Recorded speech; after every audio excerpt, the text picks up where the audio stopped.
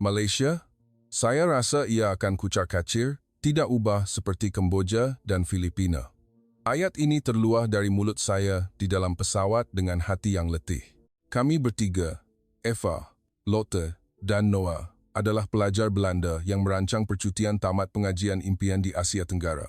Tetapi realiti di Kemboja dan Filipina dipenuhi dengan bau asap kereta yang tidak teratur, harga yang dikhususkan untuk pelancong sahaja, dan pandangan mata yang melihat orang asing lebih sebagai mangsa daripada sahabat. Apabila pesawat mula menurun ke Kuala Lumpur, kami tidak merasa teruja sama sekali. Hanya satu fikiran berulang-ulang di kepala, tahan saja 3 hari lagi, kemudian pulang ke Eropah. Kami tidak tahu bahawa negara yang kami kecam dengan ketidakadilan bakal mengajar kami satu pelajaran yang mengubah cara kami memandang manusia sepanjang hayat.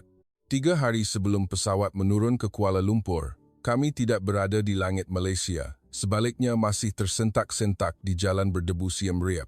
Enjin tuk-tuk menderom bersaing dengan hon lori, asap hitam tersembur tanpa henti. Saya duduk berhimpit dengan Lotte dan Noah di atas bangku sempit, sebelah tangan menutup mulut dan hidung. Bau petrol bercampur dengan bau tanah panas, dan bau sesuatu yang tidak dapat kami huraikan. Tak apa, esok kita akan melihat Angkor Wat yang sebenar. Lotte cuba tersenyum untuk memberi semangat kepada kami bertiga. Kami pernah melihat gambar Angkor Wat dalam buku sejarah, membayangkan suatu pagi yang berkabus nipis terapung di atas kuil batu emas, di mana matahari perlahan-lahan menyentuh serambi dan tiang berukir. Itulah sebabnya kami datang ke Kemboja. Keesokan paginya, kami bangun sebelum subuh, menaiki tuk-tuk yang sama ke Angkor Wat. Angin menerpa wajah dengan kuat, sedikit sebanyak membantu menghilangkan bau asap. Sebaik sahaja kenderaan berhenti, kami melihat deretan tembok batu panjang membentang, tiang-tiang berukir halus seperti dalam mimpi. Tetapi detik kaki menjejak tanah, mimpi itu dikepung oleh jeritan. Nak air sejuk, t-shirt Angkor, postcard? Nak beli? Penjual mengerumuni kami. Tangan-tangan kecil menarik lengan, menarik beg. Wajah mereka penuh peluh dan harapan untuk menjual sesuatu. Kami faham bahawa mereka perlu mencari rezeki, tetapi setiap langkah terasa seperti perlu merempuh tembok pujukan jualan. Keindahan batu-batu purba diselubungi oleh lapisan kekacauan yang belum kami biasa. Apabila berjalan lebih jauh ke dalam, keadaan mula tenang sedikit, tetapi di sudut-sudut tersembunyi, masih ada botol air kosong lama tersorok, beg plastik tersangkut di akar pokok. Saya mendongak melihat kuil yang megah, kemudian menunduk melihat sampah di bawah kaki. Perasaan pelik bercampur antara kagum dan rasa kasihan. Dalam perjalanan pulang, tuk-tuk yang sama menunggu. Pemandu tersenyum, tetapi apabila diberitahu destinasi, dia memberikan harga yang hampir 2 kali ganda dari harga datang. Tadi pagi bukan harga ini, Noah bertanya dengan sopan. Dia hanya ketawa dan menjawab pendek. Harga pagi dan sekarang tidak sama. Pelancong kena fahamlah. Kami saling berpandangan. Bertengkar lebih jauh tidak berguna, jadi kami membayar dengan hati yang pahit. Malam itu, di hostel kecil, kipas siling berputar perlahan, lampu kuning malap. Kami duduk mengelilingi katil 2 tingkat. Bunyi motosikal dari jalan di luar sayup-sayup kedengaran. Mungkin kita pilih hari yang salah atau negara yang salah? Lotte berbisik. Atau mungkin kita berharap terlalu tinggi? Saya membalas, walaupun hati saya sendiri tidak pasti. Noah diam seketika sebelum berkata perlahan, kami tahu keadaan negara mereka susah, tetapi bila dilihat sebagai dompet berjalan, ia sungguh memenatkan. Keesokan harinya, kami memutuskan untuk berjalan di pasar tempatan, berharap dapat merasai kehidupan sebenar masyarakat berbanding hanya melihat tapak bersejarah. Pasar penuh warna, buah-buahan eksotik bertimbun seperti gunung, daging segar tergantung berbaris di cangkuk, bau rempah bercampur bau darah, dan bau air longkang membuatkan saya menahan nafas sesekali. Lorong sempit, sehingga kami terpaksa bergesel bahu dengan orang asing hampir setiap langkah. Kami singgah mencuba satu hidangan tempatan dari gerai yang paling ramai pengunjung. Sup yang mendidih di atas dapur arang kelihatan paling tulen. Tetapi beberapa jam selepas itu, perut saya mula memulas dan saya terpaksa mencari tandas dengan tergesa-gesa. Rasa malu dan sakit menjadikan romantisme makan secara lokal hancur dalam sekelip mata. Pada sebelah petang, kami berjalan keluar dari hostel sekali lagi. Seorang budak lelaki kecil datang menghampiri dengan sekeping postcard di tangan. "Please, sister, buy one," dia berkata dalam bahasa Inggris berlohad. Saya memandang matanya dan rasa kasihan, lantas mengeluarkan wang untuk membeli. Tetapi, serta-merta, 2 atau 3 kanak-kanak lain berlari datang mengerumuni, menghulurkan risalah, daun, cuba bercakap serentak. Bunyi ajakan jualan, bau peluh, bahang, dan pandangan mata dari orang dewasa tidak jauh yang merenung, seolah-olah mengukur berapa banyak lagi kami akan mengalah, membuatkan saya mula sesak nafas. Saya menyelitkan wang ke tangan budak itu tanpa sempat memilih postcard, lalu bergegas keluar dari kepungan. Adakah kita membantunya, atau kita membuatkan dia terus bergantung pada jualan seperti ini? Fikiran ini timbul tanpa sengaja, dan malah membuatkan saya rasa lebih bersalah dari sebelumnya. 3 hari di Kamboja berlalu dengan perlahan tetapi berat. Setiap malam kami pulang ke tempat penginapan dengan pakaian berpeluh, kasut bersalut debu, dan hati yang terasa seperti dikikis sedikit demi sedikit. Kami sentiasa tahu bahawa setiap orang berjuang untuk hidup, tetapi menjadi orang luar yang sentiasa perlu mempertahankan diri daripada harga yang terapung dan mata yang melihat kami sebagai peluang menjana wang, membuatkan kami bertiga perlahan-lahan menutup pintu hati. Malam terakhir sebelum terbang ke Filipina, Noah baring memandang siling, lalu berkata perlahan, "Jika di sini begini, adakah tempat seterusnya akan berbeza?" Soalan itu tergantung dalam kegelapan, tiada siapa dapat menjawab. Tetapi benih kecil ketidakpercayaan telah tertanam di hati kami, dan ia akan membesar lebih banyak sebelum kami tiba di Malaysia. Pengumuman di dalam pesawat mengatakan kami akan mendarat di Manila, ibu kota Filipina. Cahaya matahari yang masuk melalui tingkap kelihatan hangat. Langit biru jernih membuatkan hati yang berat dari Kamboja sedikit ringan. "Tengok, laut pasti sangat cantik," kata Noah sambil menunjukkan gambar pulau biru jernih di Instagram kepada kami. "Mungkin ini permulaan baharu untuk percutian kita," tambah Lotte perlahan. Kami bertiga cuba percaya sungguh-sungguh. Apabila keluar dari lapangan terbang, jalan utama di hadapan kelihatan lebih moden daripada yang dijangka. Papan iklan pelancongan berbaris, gambar kapal putih berlabuh di tepi laut, air laut hijau kebiruan, orang tersenyum lebar memegang kelapa di tangan. Segala-galanya seolah-olah menjerit bahawa ini adalah syurga laut. Kami memanggil teksi dari kaunter perkhidmatan di hadapan. Pemandu adalah seorang lelaki pertengahan umur memakai baju kemeja kotak-kotak yang renyuk, tetapi senyuman lebar dan sapaan yang nyaring membuatkan suasana terasa mesra. "From Europe, holiday?" dia bertanya dengan gembira. "Ya, kami melancong sebelum tamat pengajian," jawab saya. Dia ketawa, bercerita tentang bola sepak, tentang cuaca di Eropah. Kami ikut ketawa, terlupa memandang nombor pada meter. Sebaik sahaja kereta mula perlahan memasuki kawasan bandar, nombor merah pada meter tiba-tiba berlari luar biasa pantas. Jaraknya lebih pendek daripada dari lapangan terbang ke Siem Reap, tetapi tambang hampir 2 kali ganda. "Kenapa mahal sangat?" Lotte bertanya dengan suara sopan. Lelaki itu menjongket bahu.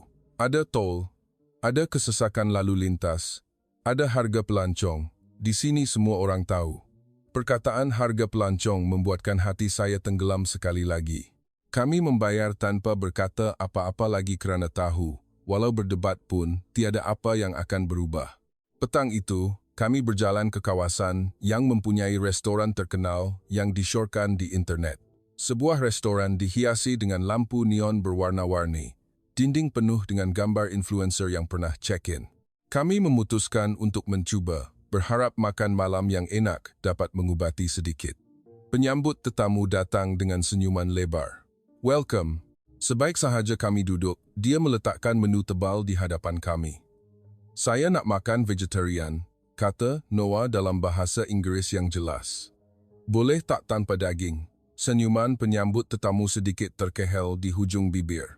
Dia ketawa lalu menjawab, "Awak datang ke Filipina, tak nak cuba lechon babi panggang, makanan terkenal kami?" Seorang lagi pekerja di belakangnya menyampuk, "Ya, kalau tak makan lechon, buat apa datang sini?" Ketawa kecil terhambur seolah-olah kami telah mengatakan sesuatu yang lucu dan tidak kena tempat. Saya segera menjelaskan bahawa kami memilih vegetarian atas sebab kesihatan dan kepercayaan peribadi, tiada kena-mengena dengan menghina makanan tempatan. Tetapi wajahnya tidak berubah. Okey, tapi saya beritahu awal-awal, menu istimewa hari ini tak ada yang tanpa daging. Kalau nak makan, kena buka hati sikit. Perkataan kena membuatkan saya rasa seperti sedang diajar daripada disambut. Apabila kami memutuskan untuk bangun dan keluar tanpa memesan apa-apa yang serius, seorang lagi pekerja datang dan meletakkan bil di atas meja. Cover charge, dia berkata pendek. Tapi kami belum makan apa-apa pun, kami cuma duduk tengok menu. Lotte cuba menjelaskan. Awak datang duduk, guna masa kami, guna meja kami. Ini bayaran perkhidmatan. Nada suaranya bukan ditujukan khas kepada kami, tetapi ia sungguh dingin sehingga kami dapat merasainya. Apabila kami melangkah keluar dari restoran, hati saya terasa seperti diperah. Noah berjalan di hadapan dalam diam, sebelum berhenti tiba-tiba.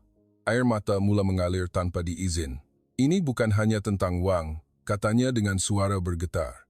Ia terasa seperti kita tidak pernah berhak menjadi diri kita sendiri di sini. Keesokan harinya, kami memutuskan untuk menaiki bas ekspres kerana ingin mencuba pantai yang dikatakan tercantik. Stesen bas dipenuhi dengan jeritan penjual tiket.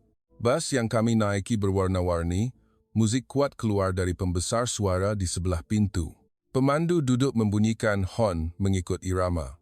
Apabila naik ke dalam bas, bau peluh, bau makanan, dan bau hapak tempat duduk lama bercampur sehingga sukar bernafas. Lantai mempunyai bungkusan snack kosong dan botol air bergolek.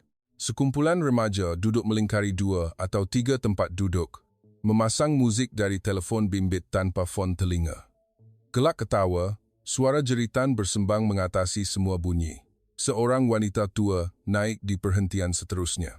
Dia membawa 2 beg berat, badannya bergoyang-goyang kerana berat, tetapi tiada siapa yang bangun memberi tempat duduk. Dia mencari tempat kosong, kemudian perlahan-lahan duduk di anak tangga kecil di sebelah pintu.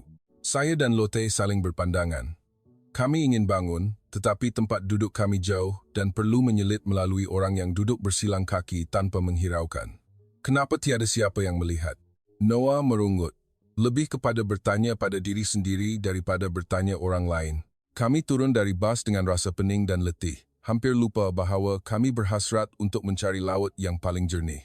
Daripada teruja, kami sebaliknya bertengkar. Bukan tentang pemandangan atau pantai, tetapi tentang sama ada kami yang berharap terlalu banyak atau kami hanya bertemu masyarakat yang tidak pernah memandang orang asing dengan mata yang sama. Malam itu, kami duduk senyap di bilik penginapan harga sederhana yang ditempah awal. Cahaya lampu pendaflor kuning membuatkan semuanya kelihatan suram.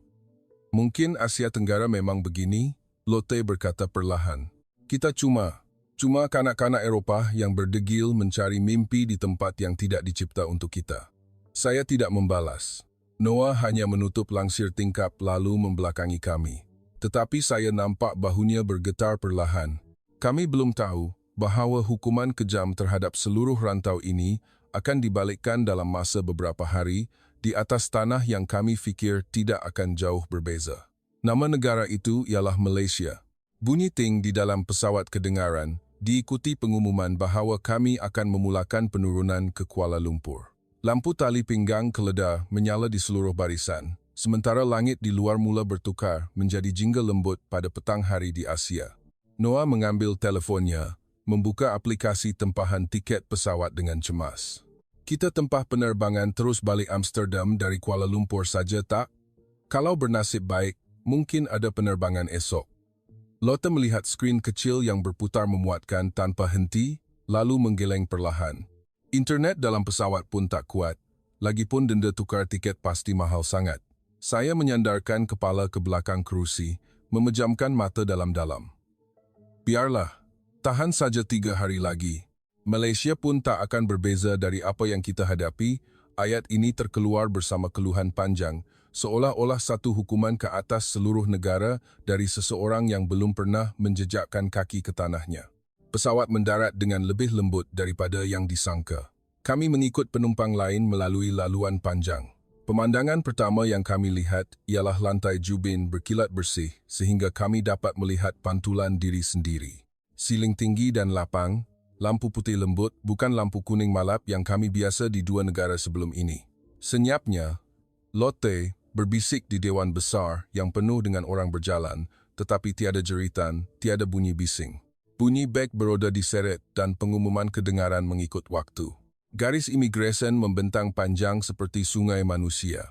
Tetapi semua orang berdiri beratur dengan teratur, dengan pita pemisah yang jelas.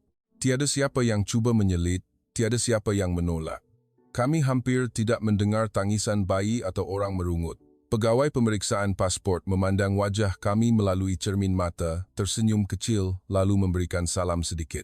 Selamat datang ke Malaysia ya. Suara bahasa Inggris yang bercampur lohat, Melayu itu tiba-tiba membuatkan hati kami yang tegang menjadi longgar tanpa disedari.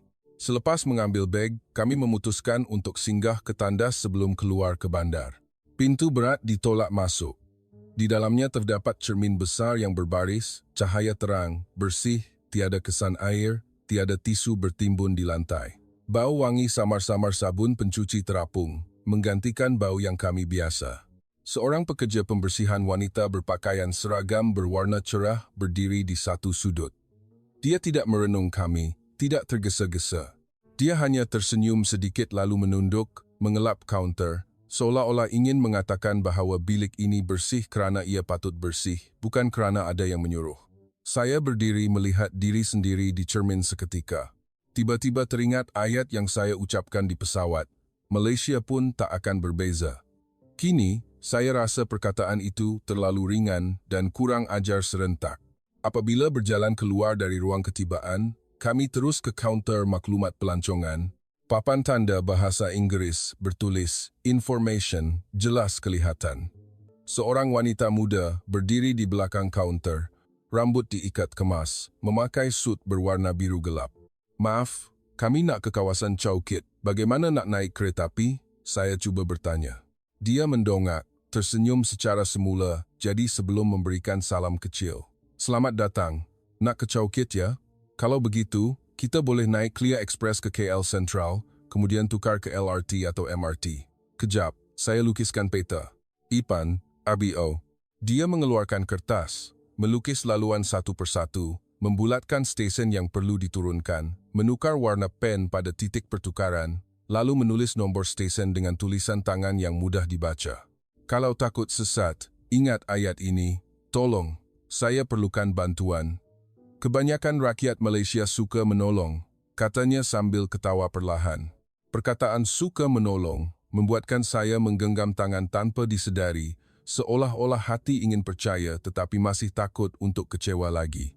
Apabila tiba di stesen berhampiran hotel kecil di kawasan Chow Kit, kami menghiret beg melalui lorong yang dipenuhi bau makanan yang harum dari kereta sorong, cahaya lampu hangat dari kafe kecil, dan bunyi gelak tawa perlahan orang tempatan. Kami berhenti di hadapan pintu kayu berkaca. Papan tanda bertulis Boutique Hostel. Sebaik sahaja pintu dibuka, seorang lelaki berusia kira-kira 30-an dalam kemeja berwarna cerah bergegas datang. Dia tersenyum lebar, tetapi pandangan matanya lembut. Selamat datang, dia memberikan salam kecil sebelum mengambil beg dari tangan kami untuk diletakkan. Semasa dia mendaftar masuk, dia berhenti memandang kami seketika lalu bertanya, "Maaf nak tanya sikit, ada tak sesiapa antara 3 orang ini yang vegetarian atau tidak makan jenis daging tertentu? Esok sarapan pagi kami boleh sediakan dengan betul." Kami terdiam seketika, seolah-olah masa di lobi terhenti. Bunyi pendingin hawa, dingin kedengaran perlahan, sementara ingatan tentang restoran di Filipina kembali berputar di kepala. Kami bertiga, "Ya," jawab Noah dengan suara perlahan. Lelaki muda itu mengangguk seolah-olah jawapan itu adalah perkara yang paling biasa di dunia. Baguslah. Di kawasan ini banyak kedai vegetarian, nanti saya berikan peta. Dan esok di hostel, kami akan tambah sudut vegetarian khas. Boleh makan dengan selesa, jangan risau. Tugau, do. Perkataan, jangan risau dalam bahasa Inggeris, berlohat Melayu membuatkan telinga saya tiba-tiba panas. Air mata yang tertahan sejak Kemboja dan Filipina seolah-olah meminta jalan untuk mengalir keluar. Lotte berpura-pura ketawa kecil. "Terima kasih banyak. Kami tidak biasa ada orang tanya soalan macam ini dulu."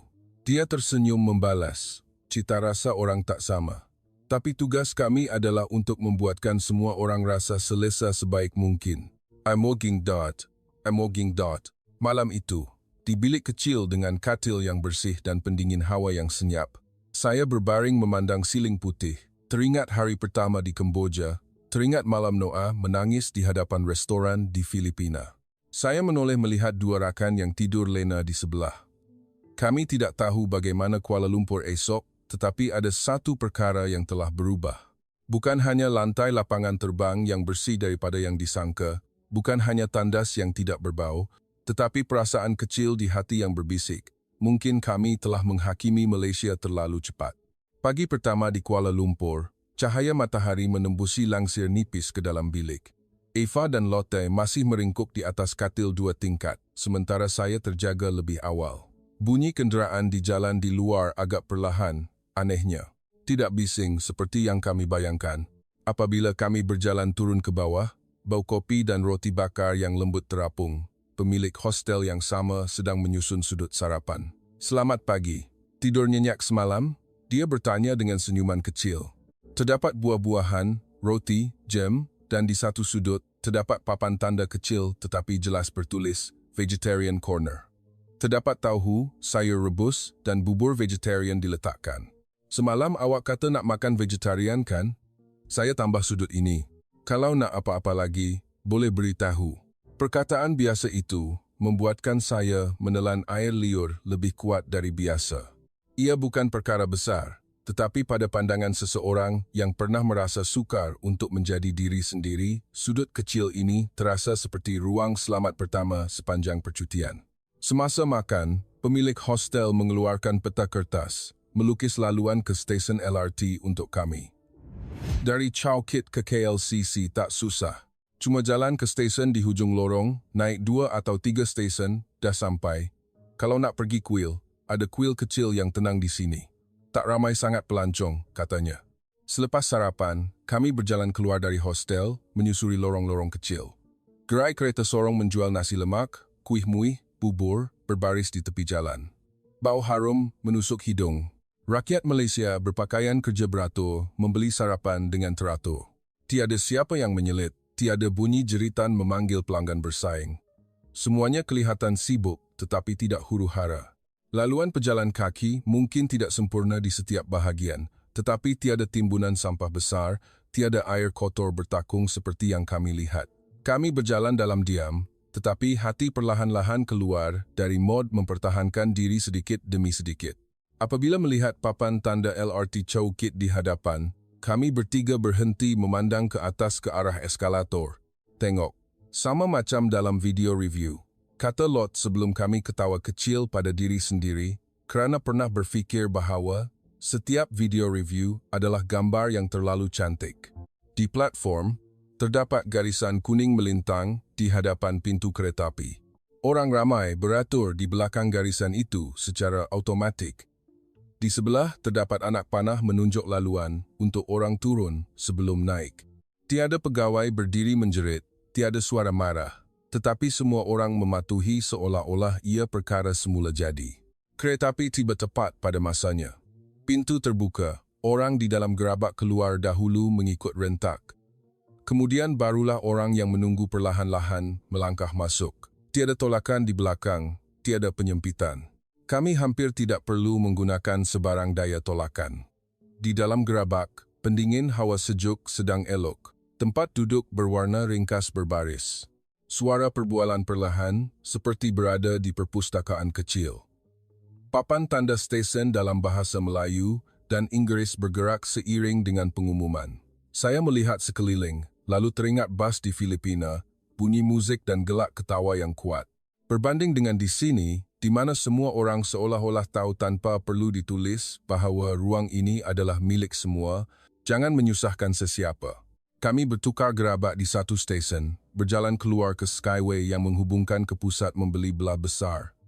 Di bawah ialah jalan raya yang padat dengan kereta, tetapi mengalir secara sistematik. Tiada bunyi hon panjang yang bising. Langit Kuala Lumpur pada waktu pagi diselubungi kabus nipis, tetapi terasa lebih lapang daripada hati kami di 2 negara sebelumnya. Di food court, kami mempelajari satu lagi sistem baharu. Perlu menukar kad tambah nilai sebelum memesan makanan dari pelbagai gerai. Saya berdiri memandang papan menu dengan sedikit kekeliruan, sehingga seorang pekerja gerai makanan tersenyum lalu melambai ke arah kami. Vegetarian? Mari belah sini. Hari ini ada laksam vegetarian, sayur campur dengan sup cendawan pedas. Kalau tak makan pedas sangat, nanti kami asingkan cili. Boleh? Tiada ketawa. Tiada pandangan merendah-rendahkan. Hanya niat untuk menerangkan kepada kami apa itu apa.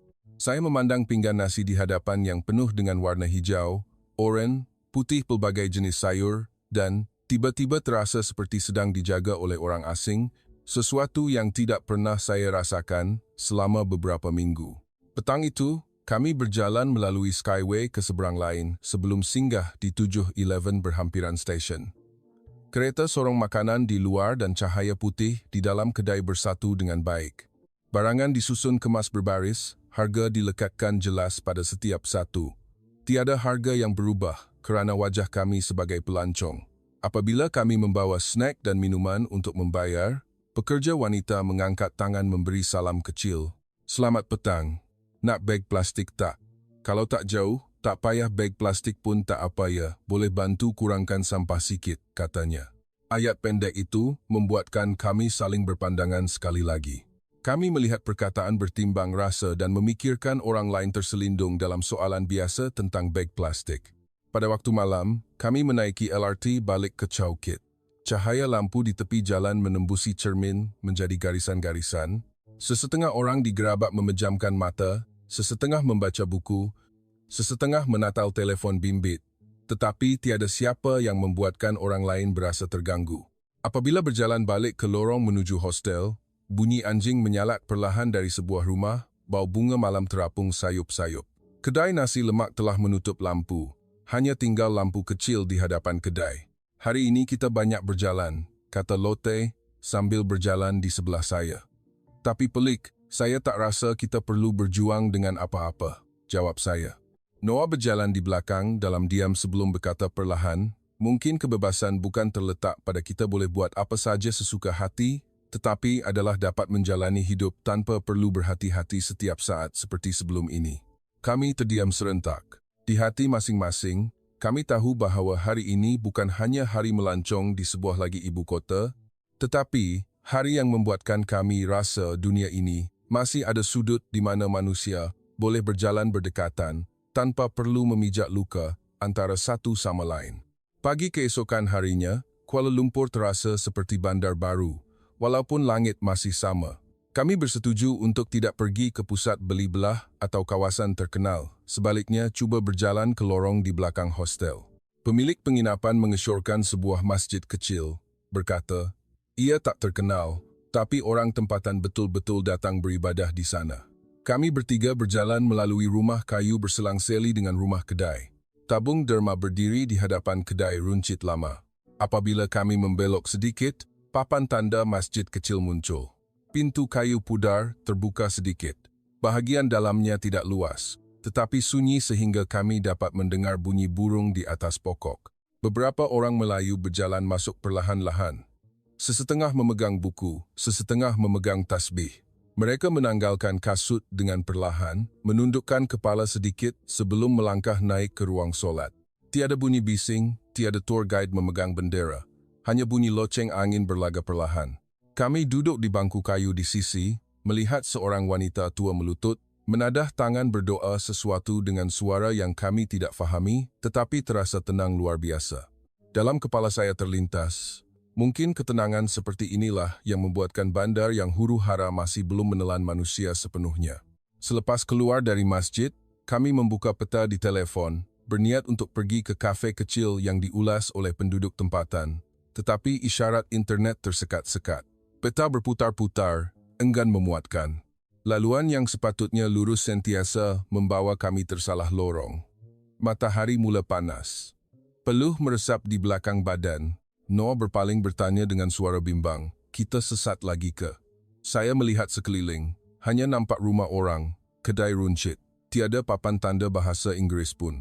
Ingatan tentang diabaikan ketika berjalan bertanya arah di negara sebelumnya timbul serta-merta di kepala. Ketika kami berdiri ragu-ragu di hadapan sebuah gerai kecil menjual lauk pauk, seorang wanita pertengahan umur yang sedang menyusun bungkusan kari berpaling memandang. Dia merenung wajah kami seketika sebelum tersenyum lalu bertanya, "Sesat ke, nak kemana?" Saya menghulurkan telepon kepadanya, menunjukkan nama kafe dalam bahasa Inggris. Dia mengerutkan kening sebentar, lalu ketawa. "Oh, kafe tu ada di belakang ni, tapi kena pusing lorong lain. Jom, Makcik hantar sampai ke hujung lorong, nanti korang pening." Kami cuba menolak. "Tak apa, Makcik, biar kami jalan sendiri, seganlah." Tetapi dia menggeleng. "Tak perlu segan. Orang Malaysia ni ramai yang bertimbang rasa. Kalau Makcik biarkan orang asing terkontang-kanting macam ni, Makcik pun rasa bersalah." Perkataan rasa bersalah itu membuatkan kami tergelak. Dia berjalan mendahului perlahan-lahan, mengingatkan kami supaya berhati-hati dengan motosikal di simpang lorong sebelum menunjukkan papan tanda kafe kecil berwarna putih. "Nah, dah sampai. Pergi rehat, nanti panas." Kami mengangkat tangan memberi salam padanya. "Terima kasih, Makcik. Semoga seronok melancong ya, nak." Dia melambai sebelum berjalan balik ke gerainya seolah-olah tiada apa-apa yang berlaku. Di kafe kecil, kami memesan minuman, duduk berehat di dalam pendingin hawa sejuk seketika, sehingga kami memutuskan untuk pergi menaiki LRT seterusnya. Eva bangun mengambil beg galasnya, tetapi serta-merta apabila kami berjalan keluar ke hadapan kedai, wajahnya pucat. Beg saya, beg kecil yang ada pasport dengan wang tunai, jantung saya jatuh ke buku lali serta-merta. Kami berhenti di tengah jalan, dikelilingi bunyi kenderaan. "Tadi awak letak atas meja, kan?" kata Noah, dan kami bertiga hampir berlari balik ke kafe. Di kepala saya hanya ada imej buruk, pasport hilang, perlu ke kedutaan, tiket penerbangan tidak boleh ditangguh, wang yang tinggal perlu dibahagi semula.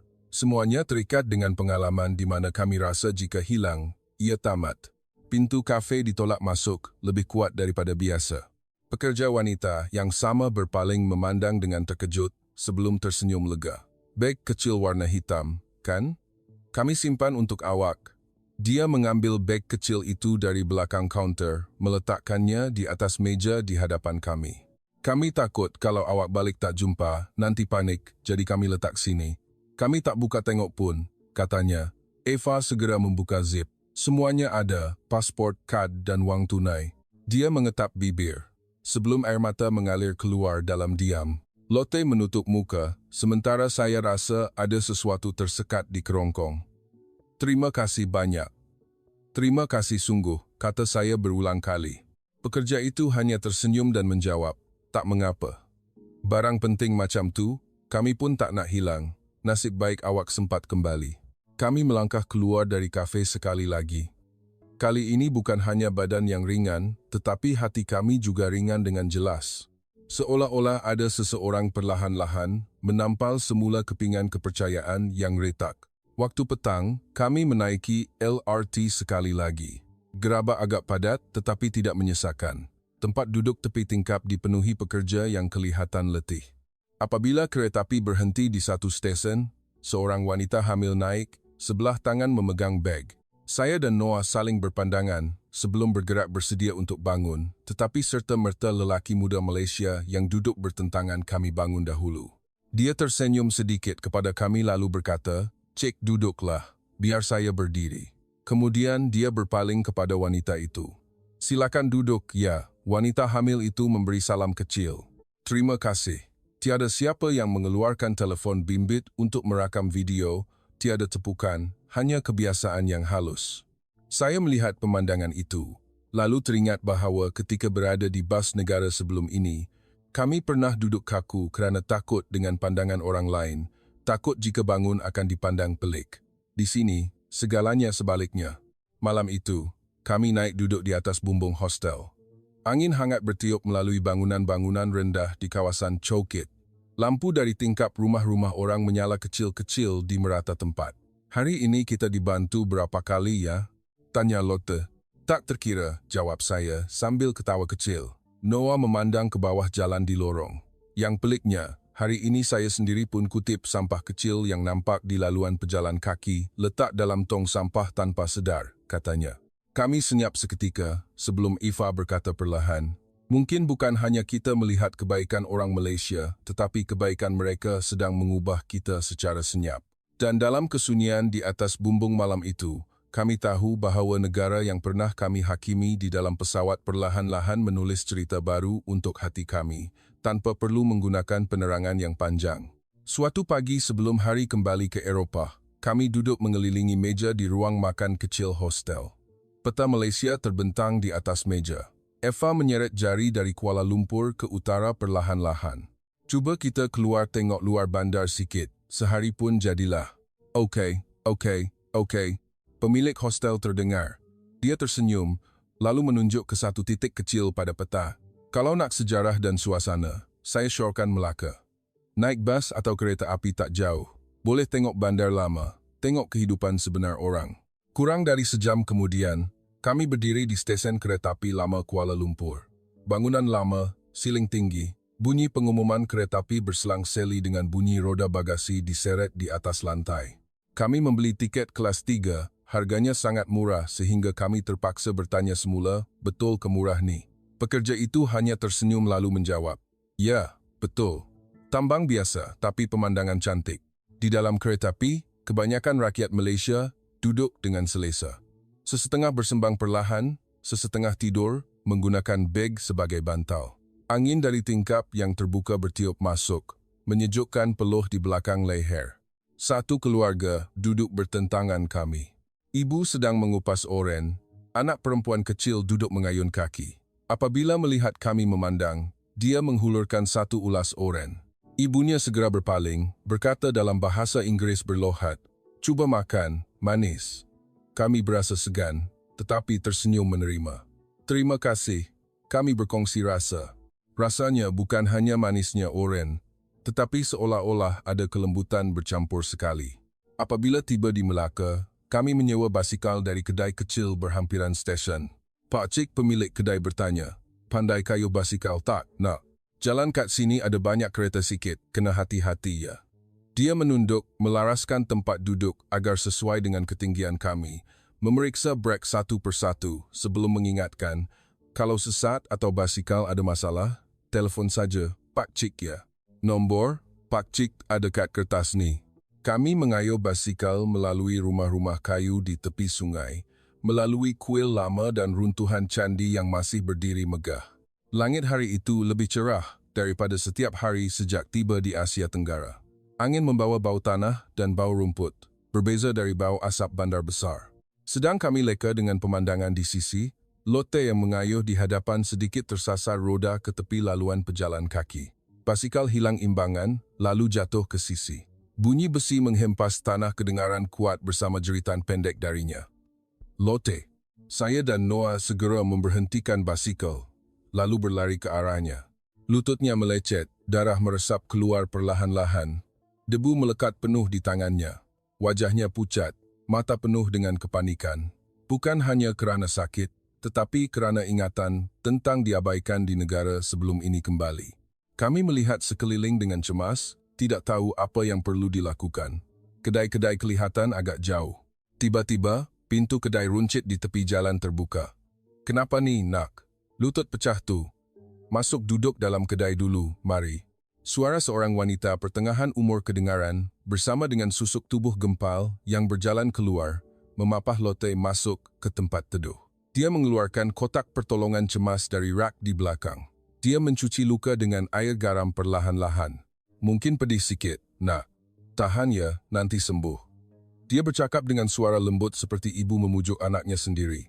Saya berdiri melihat adegan itu dalam diam. Hati terasa seperti diperas sekali lagi, tetapi kali ini bukan kerana sedih, tetapi kerana terharu, sehingga tidak terkata. Noah mengeluarkan dompetnya untuk kami bayar ubat dan gangguan itu. "Terima kasih atas bantuan, Mak Cik," kata saya. Wanita itu segera menggeleng. "Tak perlu, nak. Cuma tolong orang sakit sikit saja. Orang Malaysia boleh hidup sebab kita tolong-menolong macam ni. Kalau ada orang jatuh depan kedai Mak Cik, lepas tu Mak Cik tak tolong, Mak Cik pun tak boleh tidur malam. I goes the way. I goes the way." Ayat itu seolah-olah mencerminkan sesuatu kembali kepada kami. Dalam kepala saya, Imej budak lelaki menjatuhkan barang lalu saya berlari mengambilnya di Hanoi, dan ketika saya sendiri pernah berjalan melalui orang jatuh di Eropah, berfikir ia bukan urusan kami.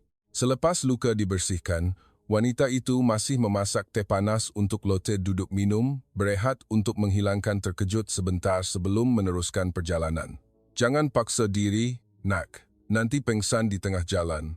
Kami berterima kasih kepadanya berulang kali sebelum meninggalkan kedai untuk meneruskan kayuhan. Kali ini kami tidak berbual seketika, membiarkan bunyi roda basikal dan geseran daun bercakap bagi pihak perasaan kami. Lewat petang, kami memulangkan basikal, lalu berjalan duduk di tepi sungai. Kami melihat matahari perlahan-lahan menurun di belakang candi lama.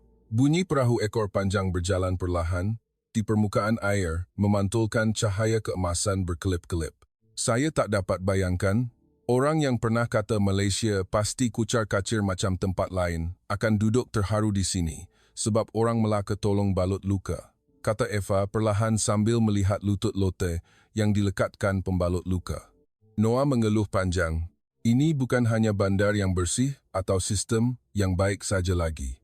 Ini adalah perasaan bahawa jika kita jatuh di sini, akan ada seseorang yang berlari keluar bertanya, sakit ke, nak? Bukan buat-buat tak nampak. Okey. Dalam perjalanan pulang ke Kuala Lumpur di dalam keretapi yang sama, kami duduk berbaris bertiga.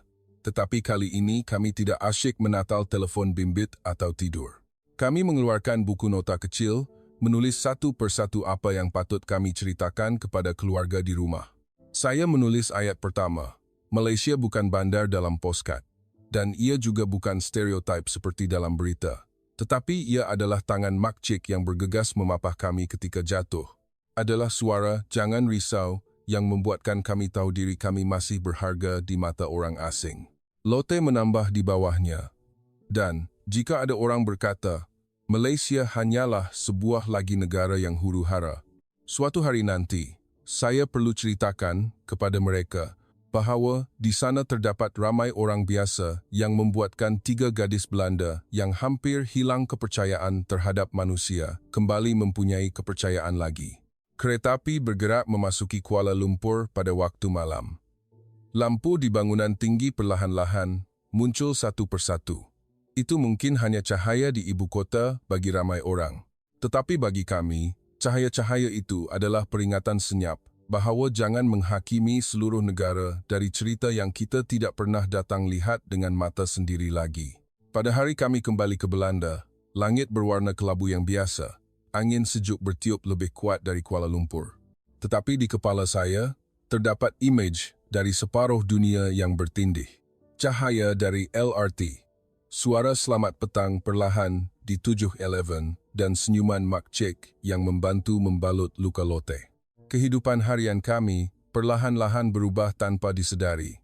Apabila beratur di kedai kopi, kami tidak cuba menyelit, tidak mengeluh kepada orang di hadapan seperti sebelum ini. Di dalam keretapi di rumah, jika melihat orang tua naik, kami bangun memberi tempat duduk lebih mudah, tanpa menunggu siapa-siapa memandang atau memuji. Noah sendiri mula mengutip sampah kecil yang dilihat di atas lantai universiti, memasukkannya ke dalam tong sampah. Dia berkata, kalau orang Malaysia boleh buat tanpa merungut, kita pun boleh. Ramai kawan bertanya, macam mana Malaysia? Huru-hara ke? Bahaya tak? Kami saling berpandangan lalu tersenyum sebelum menjawab. Kalau kamu cari kekacauan, kamu akan jumpa kekacauan. Tapi kalau kamu buka hati melihat orang dengan cukup baik, kamu akan jumpa sebuah negara yang mengajar kamu untuk bertimbang rasa terhadap orang lain sehingga kamu kembali menyayangi rumah sendiri lebih lagi. Ungo. Malaysia mengajar kami bahawa kebebasan bukan membuat apa sahaja sesuka hati, tetapi adalah dapat menjalani hidup di bandar di mana orang tidak menyakiti antara satu sama lain dengan keegoisan. Mengajar kami untuk menghargai perkataan mudah seperti tak mengapa, saya tolong. Dan jika anda ingin mendengar cerita seperti ini lagi, cerita tentang negara yang disalah anggap tetapi dipenuhi hati yang lembut, sila tekan butang follow saluran kami. Mari tekan like, komen, dan ubah sudut pandangan bersama, dan anda mungkin akan menemui bahawa dunia ini masih ada sudut baik yang menunggu untuk kita lihat dengan mata sendiri, lebih daripada apa yang berita pernah ceritakan selama ini.